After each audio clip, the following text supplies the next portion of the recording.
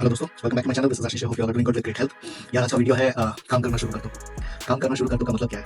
क्या मैं अभी जाके काम करना शुरू कर दूं? क्या मैं ऑफिस में जाके काम करना शुरू कर दूं? जो भी मैं कर रहा था उसको छोड़ के काम करना शुरू कर दूं? नॉट रियली, मजाक कर रहा हूँ। यार आज का वीडियो काम करना शुरू कर दो से क्यों शुरू हो रहा है? It means in any part of your life, अगर आप प्रोफेशनल फील्ड में हो, अगर आप पर्सनल फील्ड में हो, अगर आप खुद के ऊपर काम भी कर रहे हो, काम करना शुरू कर दो का मतलब है टेक सम एक्शनेबल आइटम्स। तभी हम देखते हैं कि अगर कॉलेज स्टूडेंट है, अगर पढ़ाई होती है तो पढ़ाई में काफी बड़ा सब्जेक्ट है, ठीक है, साइंस हो गया या मैथमेटिक्स हो गया, काफी सारा सिलेबस में है। टेकिंग एक्शनेबल आइटम्स मतलब making a decision to first give it a start. Understand कर रहे हो नहीं कर रहे हो, that is a separate thing. Give it a start. किताब लेके खोलना शुरू करो, नोट्स बनाना शुरू करो, सॉल्व करना शुरू करो प्रॉब्लम्स को। तो आप एक साथ में 5-6 चैप्टर्स एक साथ नहीं पढ़ सकते हो, राइट? आप पहले चैप्टर 1 लेते हो, उसका सेगमेंट 1 लेते हो और उसके बाद पढ़ना शुरू करते हो। So you break down a big work into smaller segments. क्यों? क्योंकि अगर हम स्मॉलर सेगमेंट्स में कोई काम करना शुरू करते हैं तो वो हमें कॉन्फिडेंस देता है, वो हमें एक मेंटली हमें सेटिस्फाई करता है कि हम एक बड़ा काम नहीं कर रहे हैं, हम एक छोटा काम कर रहे हैं, ठीक है। अगर हम एक प्रोजेक्ट में, लेट्स से अगर हम कहीं ऑफिस में काम कर रहे हैं, किसी प्रोजेक्ट पे काम कर रहे हैं, तो हमें एक बड़ा मल्टीमिलियन का प्रोजेक्ट मिला, ठीक है। आपने कभी काम किया ही नहीं होगा मल्टीमिलियन में, ओके फाइन, नो प्रॉब्लम। आप डर गए हो, कॉन्फिडेंस लेवल बूस्ट अप नहीं हो रहा है कि कैसे करूँ, क्या करूँ, मुझे तो ये आइडिया नहीं है, मैंने तो अपने आप को किया ही नहीं है। तो अब मैं इस टीम का पार्ट बन चुका हूँ और मेरी रिस्पॉन्सिबिलिटीज मुझे दी गई है, पर आपको लग रहा है कि ये बहुत बड़ा काम है। आपके पास एक टारगेट लाइन है, ठीक है, तो उस पर बैठे मत रहो, उस पर सोच विचार करने की जरूरत नहीं है। Get into action. Into action. उस बड़े काम को, उस बड़े टास्क को सबसे पहले ये सोचो कि उसमें से सबसे इजीएस्ट पार्ट क्या है, उसको सेग्रीगेट करो, उसको ब्रेक डाउन करो, उसको छोटे पार्ट्स में डिवाइड करो विद रिगार्ड्स टू टाइमिंग। अगर आपको एक काम करना है, बड़ा पार्ट को डिवाइड करो इनटू छोटा सब पार्ट और उसके लिए टारगेटेड टाइम डाल दो कि हाँ नेक्स्ट 2 दिन मैं इस पर ही फोकस करूंगा और मुझे एटलीस्ट 1.5 दिन में पता चल जाएगा कि मैं ये 2 दिन में खत्म कर पाऊंगा कि नहीं। तो उस चीज़ को आप जब करते हो ना, आप उसे एक्सप्लोर करते हो, आप काफी फोकस्ड वे में काम करते हो इस छोटे सेगमेंट को कंप्लीट करने के लिए। और आप बिलीव नहीं करोगे, जब आप उस छोटे सेगमेंट को कंप्लीट करोगे, वो जो बड़ा काम था उसको जब आपने छोटा पार्ट किया और उस छोटे पार्ट पर आप 1.5 दिन से काम कर रहे हो और कंप्लीट करने की कोशिश कर रहे हो, आपको काफी सारी चीजें पता चलेंगी। और अगर आपने उसे कंप्लीट कर दिया तो आपका कॉन्फिडेंस लेवल बूस्ट अप हो जाएगा, सेइंग कि ये पार्ट कंप्लीट हो गया, अभी इस पार्ट से रिलेटेड जो दूसरा नेक्स्ट काम है, नेक्स्ट टास्क है, उस पर मैं जाऊंगा और उसको मैं सिमिलर वे में करूंगा। पहले पार्ट को करने के लिए शायद 2 दिन लगा, दूसरे पार्ट को करने के लिए शायद 1 दिन लगे, तीसरे पार्ट को करने के लिए शायद 4 दिन लगे।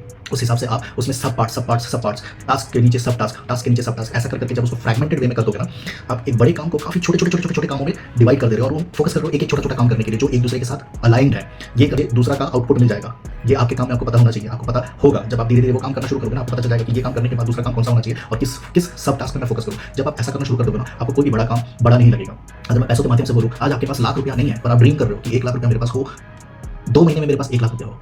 आज आपके पास 1 लाख रुपया नहीं है पर आप सोच रहे हो कि 1 लाख रुपया मैं over certain period of time, let's say 4 महीने, 5 महीने, 6 महीने मैं जमा करूं, मेरे अकाउंट में फिजिकली देख पाऊं 1 लाख रुपया। तो 1 लाख रुपया के लिए आपको पहले 50,000 से शुरू करने की जरूरत नहीं है, आपको अपनी सैलरी से 5 तो ये जब आप करना शुरू करोगे at the end of 1 year, तब आप देख सकते हो कि ओके फाइन, मेरे पास 1 लाख रुपया जमा हो गया है। तो वो 1 लाख आपका अचीवेबल टारगेट है।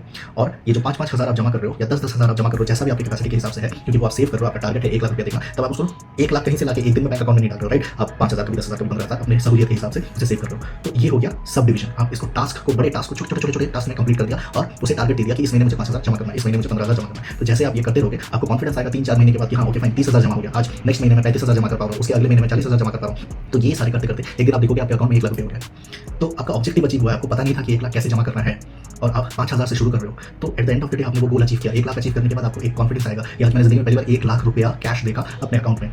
वो कॉन्फिडेंस आने के बाद आप अपने आप को टारगेट दोगे कि यार 1 लाख तो हो गया, let's go for 5 lakh. 5 lakh चलो ठीक है, 12 महीना नहीं 1.5 साल, 1 साल नहीं तो 1.5 साल में मैं 15 लाख जमा करूंगा। उस 15 लाख को जमा करने के लिए आपके पास एक्सपीरियंस हो गया। ये 5-5 करके अगर मैं जमा करूँ एवरी मंथ, मैं 1 लाख तक पहुंच पा रहा हूँ। तो क्यों ना मैं उसे 10,000, 12,000 हर महीने जमा करता रहूं, ताकि मैं शॉर्ट पीरियड ऑफ टाइम में वो 5 लाख जमा कर पाऊँ, may be 2.5 years, may be 3 years. आपको खुद ही आइडिया मिलता रहेगा कि कितना जल्दी आप सेव करने से आपका वो कॉर्पस अमाउंट जो 5 लाख का बोल रहे हैं वो आप सेव कर सकते हो। सिमिलरली ये प्रोफेशन में भी होता है, ये ऑर्गेनाइजेशन में भी होता है, ये पर्सनल एक्सपीरियंसेस में भी होता है और अपने पढ़ाई में भी होता है। बड़े से टास्क को छोटा इतना कर दो ताकि उसके सब टास्क बन पाए और आपको पता रहे कि इस टास्क के बाद कौन सा करना है। तो जैसे आप एक टास्क करते रहोगे, आपका कॉन्फिडेंस लेवल इतना बूस्ट हो जाएगा that you will be so much confident कि आपको पता है कि ये अचीवेबल टारगेट है, जो मेरे लिए आज नॉट अचीवेबल था, कुछ दिनों बाद मैं उस पर काम करते हुए इसे एक अचीवेबल टारगेट में कन्वर्ट कर सकता हूँ। तो ओवरऑल कहने का मतलब यही है कि अपने आप को उस हिसाब से बनाओ कि आप कोई भी बड़े टास्क को कंप्लीट कर सकते हो, वैल्यू क्रिएशन दे सकते हो, उसमें आप डेडिकेटेडली फोकस वे में काम कर सकते हो और इसी हिसाब से आपको प्रोसीड करना चाहिए। So that's all from my and आज के वीडियो में। आई होप आपको अगर कुछ आइडिया लगा कि मैं क्या बात करना चाहता हूँ, आपको किस हिसाब से समझाना चाहता हूँ, please do like and please do comment कि आपको और क्या वीडियोस पसंद आएगी और लाइफ एक्सपीरियंसेस के बारे में शेयर कर सकते हैं। Thank you so much, see you in the next video.